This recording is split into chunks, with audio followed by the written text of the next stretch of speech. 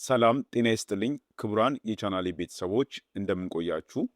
አብዛኞቻችን የአጥንታችንን ጥንካሬ ለማሻሻል ወይንም የአጥንት መሳሳትን ለመከላከል ስናስብ አእምሯችን ቀጥታ ወደ ወተት ተዋጽኦች ወይንም በፋርማሲ ወደሚሸጡ የካልሽየም እንክብሎች ይሮጣል።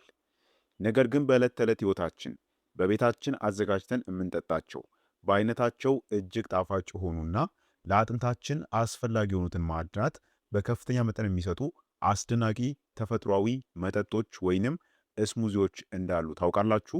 አጥንታችን በካልሽየም ብቻም ሳይሆን ካልሽየሙ ወደ አጥንት እንዲገባ የሚያደርጉት ማግኒዥየም፣ ቫይታሚን ኬ፣ ቫይታሚን ሲ እና ፕሮቲን ያስፈልጉታል። እነዚህን ሁሉ ንጥረ ነገሮች ደግሞ በተፈጥሮ አትክልቶችና ፍራፍሬዎች አዋህደን በጣፋጭ መጠጥ መልክ ማግኘት እንችላለን።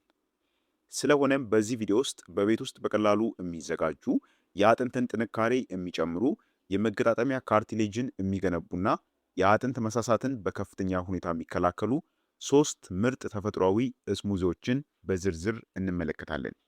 እነዚህ መጠጦች ለአጥንታችን የሚሆኑ ወሳኝ ማዕድናትን ከማቅረባቸው በላይ ለምግብ መፈጨትና ለሙሉ ሰውነት ነቅቶ መኖር ትልቅ አቅም የሚሰጡ ናቸው። ታዲያ እነዚህ ሶስት ድንቅ የአጥንት ማጠናከሪያ መጠጦች ምንድን ናቸው? በውስጣቸውስ የትኞቹን የተፈጥሮ ግብዓቶችን ይዘዋል? እንዲሁም ሙሉ ጥቅማቸውን ለማግኘት በሳምንት ምን ያክል ጊዜና መቼ መጠጣት አለብን? በእነዚህ ሁሉ ነጥቦች ላይ ጥልቀት ያለው መረጃ ይዤላችሁ ቀርቤያለሁ። ቪዲዮን እስከ መጨረሻው በመመልከት ለአጥንታችሁ ጤንነት የሚሆን ትልቅ እውቀትን ዛሬውኑ ጨብጡ። ቆይታችሁ ከኔ ጋር ይሁን። መልካም ቆይታ። አንደኛው እስሙዚ ወይንም መጠጥ አረንጓዴው የአጥንት ማጠናከሪያ እስሙዚ ይባላል።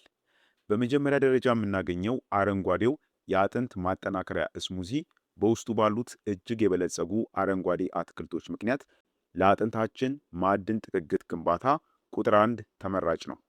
ብዙ ሰዎች ካልሽየም ከአትክልት አይገኝም ብለው ያስባሉ። ነገር ግን ጠቆር ያሉ አረንጓዴ ቅጠሎች ከወተት የበለጠ በጥራት የሚመጠጥ ካልሽየም ይዘዋል። ታዲያ በዚህ እስሙዚ ውስጥ የሚካተቱ ዋና ዋና የሚባሉ ግብዓቶች የትኞቹ ናቸው? አንደኛ ቆስጣ ወይንም ጎመን። እነዚህ አትክልቶች በካልሽየም በማግኒዥየም እና በቫይታሚን ኬ እጅግ የበለጸጉ ናቸው። ቫይታሚን ኬ ካልሽየም በደም ስሮች ውስጥ ሳይቀመጥ ቀጥታ ወደ አጥንት ህብረ ሕዋሳት እንዲገባና እንዲጣበቅ የሚያደርገውን ኦስቲዮ ካሊሲን የተባለ ፕሮቲን ያነቃቃል። ሁለተኛ በዚህ እስሙዚ ውስጥ የምናገኘው አቮካዶ ነው። ለአጥንታችን መገጣጠሚያዎች ተፈጥሯዊ ቅባት የሚሆኑ ጤናማ ፋቲ አሲዶችንና ቫይታሚን ኢን ከአቮካዶ እናገኛለን። በሶስተኛ ሙዝ በፖታሽየም የበለጸገ በመሆኑ ሰውነታችን ካልሽየምን በሽንት መልክ አውጥቶ እንዳይጥልና በአጥንት ውስጥ ተከማችቶ እንዲቆይ ይረዳል። በአራተኛ ደግሞ እጅግ ወሳኝ የሚባለው የሰሊጥ ዘር ወይንም የቺያ ዘር ነው።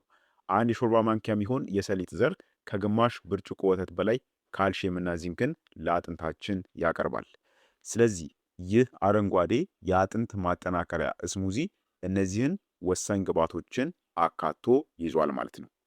ስለዚህ አሁን በምን ያክል መጠን አዘጋጅተን እንጠቀማለን የሚለውን ደግሞ እንይ። ዝግጅቱ ላይ የምናካትተው አንድ እጅ ሙሉ የሚሆን የተከተፈ የቆስጣ ወይንም የጎመን ቅጠል እናዘጋጃለን። በሁለተኛ ግማሽ የበሰለ አቮካዶና አንድ መካከለኛ ሙዝ እናስቀምጣለን ወይንም እናዘጋጃለን። ሶስተኛ ደግሞ አንድ የሾርባ ማንኪያ የተፈጨ የሰሊጥ ወይንም የቺያ ዘርን እናዘጋጃለን። በአራተኛ ደግሞ አንድ ብርጭቆ የተፈጥሮ የአልመንድ ወተት ወይም ደግሞ የላም ወተት መጠቀም ትችላላችሁ። ይህም ካልተገኘ ደግሞ ውሃን መጠቀም ትችላላችሁ ማለት ነው። ስለዚህ እነዚህን ግብዓቶች በነገርኳችሁ መጠን ካዘጋጃችሁ በኋላ ሁሉንም ግብዓቶች በብሌንደር ውስጥ በማስገባት በጥሩ ሁኔታ እስኪዋሃዱና እስኪለሰልስ ድረስ በደንብ ትፈጩታላችሁ ማለት ነው። ከዛ በኋላ እስሙዚውን አዘጋጃችሁ ማለት ነው።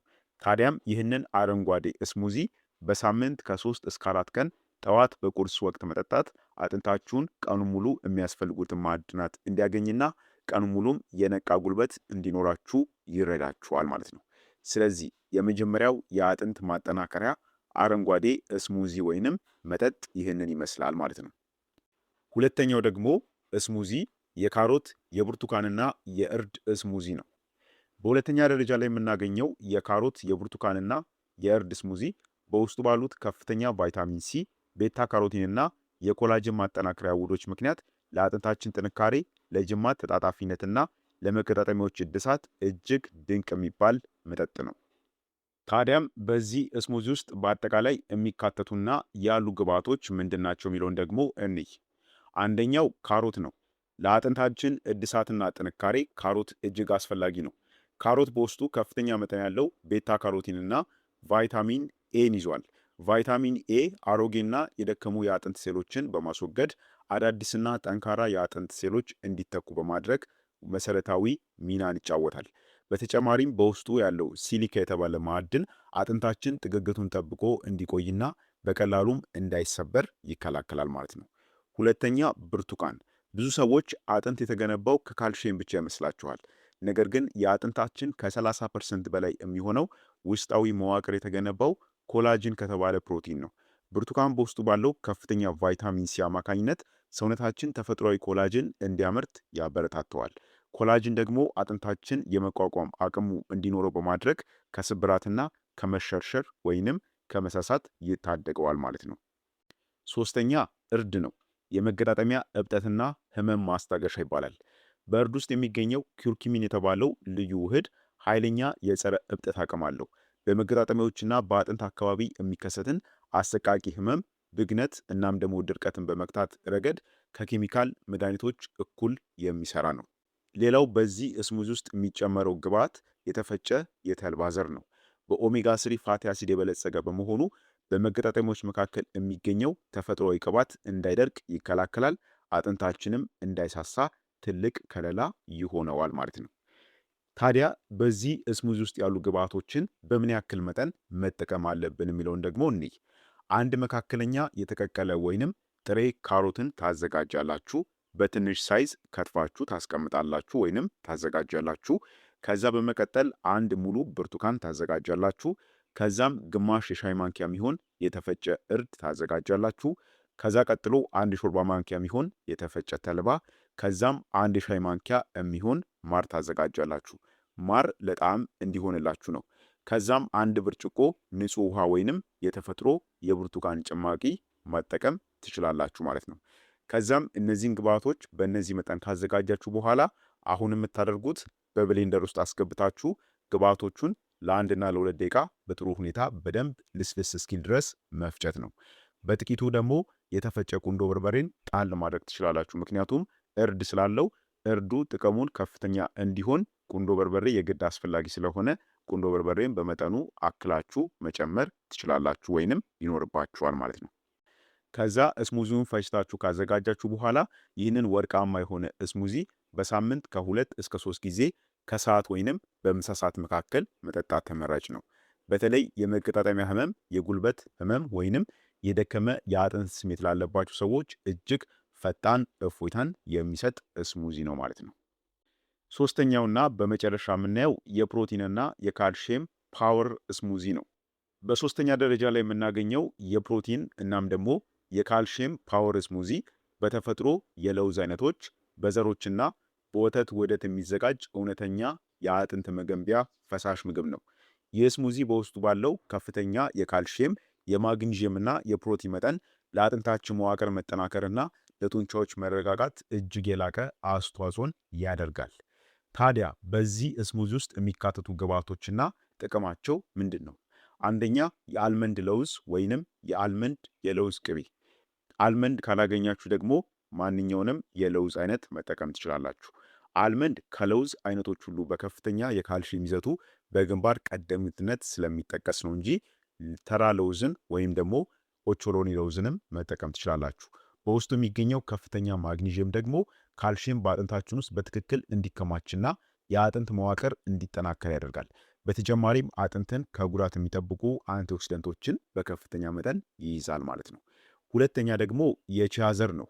የቺያ ዘር በትንሽ መጠን ውስጥ እጅግ አስደናቂ የሆነ የካልሽየም ፎስፈረስና የኦሜጋ 3 ይዘት አለው።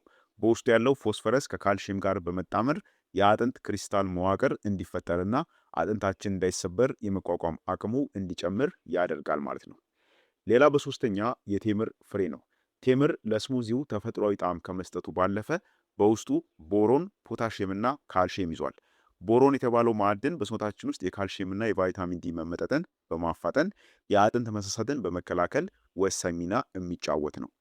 ሌላው በስተመጨረሻ እርጎ ወይንም የተፈጥሮ ወተት ያስፈልጋል። እርጎ ለአጥንታችሁ ግንባታ የሚያስፈልገውን ካልሽየምና ጥራት ያለው ፕሮቲን ያቀርባል። አጥንታችን በውስጡ ያለው ፕሮቲን ሲሟጠጥ በቀላሉ ስለሚሰበር ይህ እርጎ ለአጥንታችን መዋቅር ጥንካሬ መሰረት ይሆናል ማለት ነው።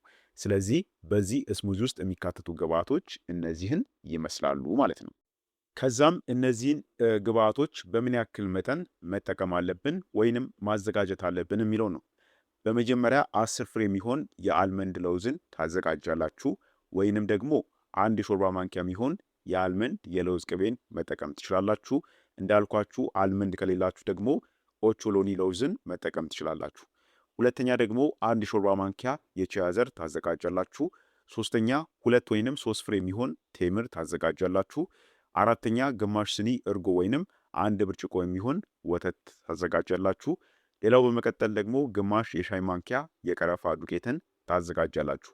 ቀረፋው ለጣዕማችሁና እንዲሁም ደግሞ ለደም ዝውውር እንዲረዳው ነው። ስለዚህ በዚህ መጠን ታዘጋጃላችሁ ማለት ነው።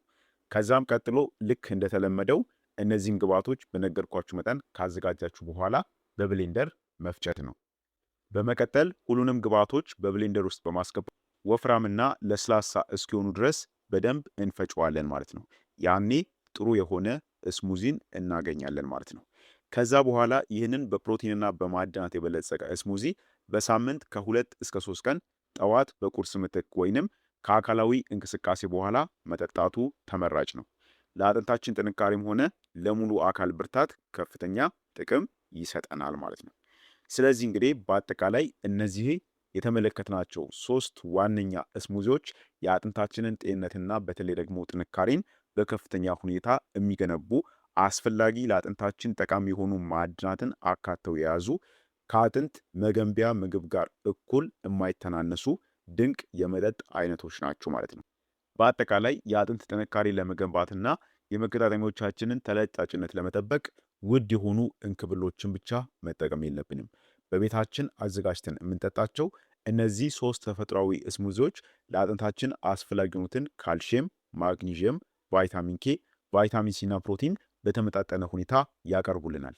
በሳምንት ጥቂት ቀናት ውስጥ መርጠን እነዚህን ጣፋጭ መጠጦች በመጠጣት አጥንታችንን በእድሜ መግፋት ምክንያት እንዳይሳሳና መገጣጠሚያዎቻችን ተፈጥሯዊ ቅባታቸውን አጥተው እንዳይፋጩ ወይንም እንዳይታመሙ ቀድመን መከላከል እንችላለን ማለት ነው። ነገር ግን 2 ጥንቃቄዎችን ልንገራችሁ። አንደኛ፣ የስኳር በሽታ ያለባችሁ ሰዎች በስሙዚ ውስጥ የምትጨምሩት የቴምር ወይንም የሙዝ መጠን መቀነስ ስላለባችሁ ይህንን ልታውቁ ይገባል። ሁለተኛ ደግሞ የኩላሊት ጠጠር ታሪክ ያለባችሁ ሰዎች ቆስጣ ወይም ደግሞ ስፒናች ኦክሳሌት ከፍተኛ ኦክሳሌት ስላለው መጠኑን ቀንሳችሁ ወይም ደግሞ እሱን አውጥታችሁ መጠቀም ይኖርባችኋል ማለት ነው። ይህንን 2 ወሳኝ ጥንቃቄዎችን እንድትወስዱ ወይንም ደግሞ እንድታውቁ ያስፈልጋል ማለት ነው። ስለሆነም ክቡራን ቤተሰቦች ለዛሬ የነበረን ጠቃሚና አስተማሪ የጤና መረጃ ይህንን ይመስል ነበር። ቪዲዮ እንደሚጠቅማችሁና እንደሚያስተምራችሁ እንዲሁም ትልቅ ግንዛቤን እንደሚሰጣችሁ ተስፋ አደርጋለሁ። ለሌሎችም ተደራሽ መሆን ስላለበት ላይክ እና ሼር አድርጉላቸው።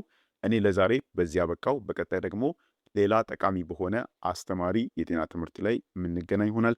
እስከዛው ጤናችሁ ይጠበቅ። ቸር ሰንብቱ።